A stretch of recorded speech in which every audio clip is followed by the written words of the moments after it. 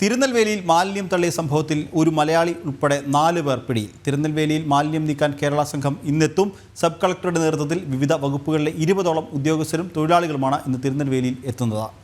വിവരങ്ങളുമായി പ്രശാന്ത് ശങ്കരമംഗലത്ത് ചേരുന്നു. പ്രശാന്ത്, തിരുനെൽവേലിയിൽ മാലിന്യം തള്ളിയ വാർത്ത ജനം TV-യാണ് പുറത്ത് കൊണ്ടുവന്നത്. ഈ സംഭവത്തിൽ ഒരു മലയാളി അടക്കം 4 പേർ പിടിയിലായിട്ടുണ്ട്. തിരുനെൽവേലിയിൽ മാലിന്യം നീക്കാൻ കേരളത്തിൽ നിന്നുള്ള പ്രത്യേക സംഘം ഇന്നെത്തും എന്നും അറിയാൻ സാധിക്കുന്നുണ്ട്. സബ് കളക്ടറുടെ നേതൃത്വത്തിലുള്ള വിവിധ വകുപ്പുകളിലെ 20ഓളം ഉദ്യോഗസ്ഥരും തൊഴിലാളികളുമാണ് ഇന്ന് തിരുനെൽവേലിയിൽ എത്തുക, അല്ലേ?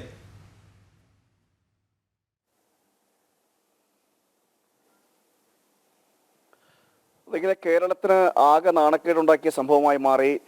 വിമർശനങ്ങൾ ഒരുപാട് ഏറ്റുവാങ്ങുന്ന സാഹചര്യമുണ്ടായിരുന്നു. തമിഴ്നാട് BJP അധ്യക്ഷൻ തന്നെ കേരളത്തിനെതിരെയും കേരള സർക്കാരിനെതിരെയും രംഗത്ത് വരുന്ന സാഹചര്യമെല്ലാം ഉണ്ടായിരുന്നു. വലിയേറെ വിവാദങ്ങൾക്ക് വഴിവെക്കുകയും ചെയ്തു. അതായത് തമിഴ്നാടിന്റെ തീരങ്ങളിലെല്ലാം, തമിഴ്നാടിന്റെ പ്രദേശങ്ങളിലെല്ലാം, തിരുനെൽവേലിയിലെല്ലാം ഇത്തരത്തിൽ മാലിന്യങ്ങൾ വലിച്ചെറിയുന്ന രീതിയിലേക്ക് ഉണ്ടാകുന്നുവെന്ന് ഒരു വലിയ വിമർശനങ്ങൾ ഉയരുകയും ചെയ്തു.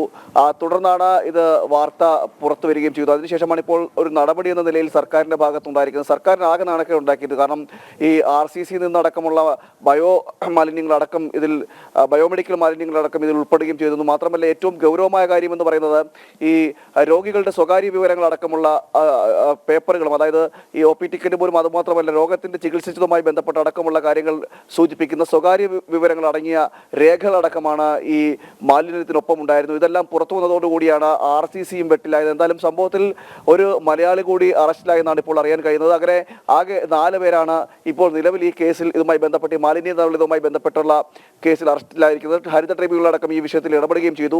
എന്തായാലും സംസ്ഥാന സർക്കാർ ആകെ നാണക്കേടായതോടുകൂടി ഇപ്പോൾ വിഷയത്തിൽ സംസ്ഥാന സർക്കാർ ഇടപെട്ടിരിക്കുകയാണ്.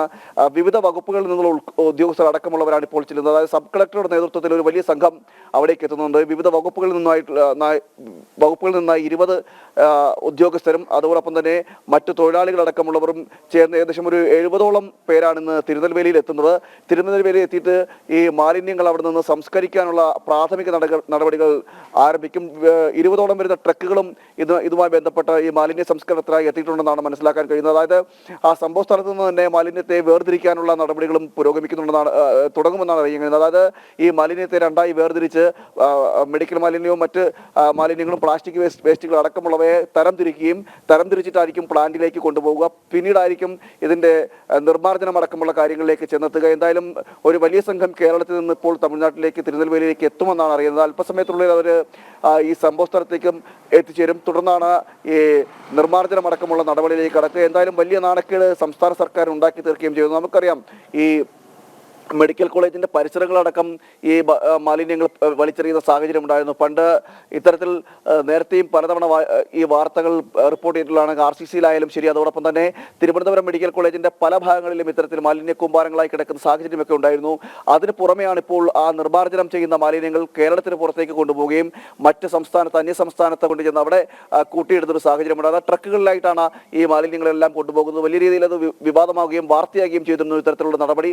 തുടർന്നാണ് സർക്കാരിന്റെ ഭാഗത്തുനിന്നൊരു നടപടി എന്ന നിലയിൽ, അല്ലെങ്കിൽ നാണക്കേട് മറയ്ക്കാൻ വേണ്ടിയിട്ട് ഒരു സമീപനം എന്ന നിലയിൽ എന്തായാലും മാലിന്യ നിർമ്മാർജ്ജനം ചെയ്യുവാനുള്ള തീരുമാനമെത്തിയിരിക്കുന്നത്.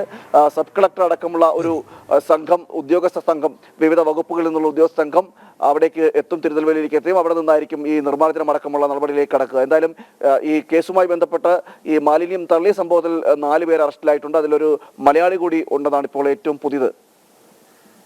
ശരി പ്രശാന്ത്, തിരുനെൽവേലിയിൽ മാലിന്യം തള്ളിയ സംഭവത്തിൽ ഒരു മലയാളി ഉൾപ്പെടെ 4 പേർ പിടിയിലായിട്ടുണ്ട്. തിരുനെൽവേലിയിൽ മാലിന്യം നീക്കാൻ കേരള സംഘം ഇന്ന് എത്തും.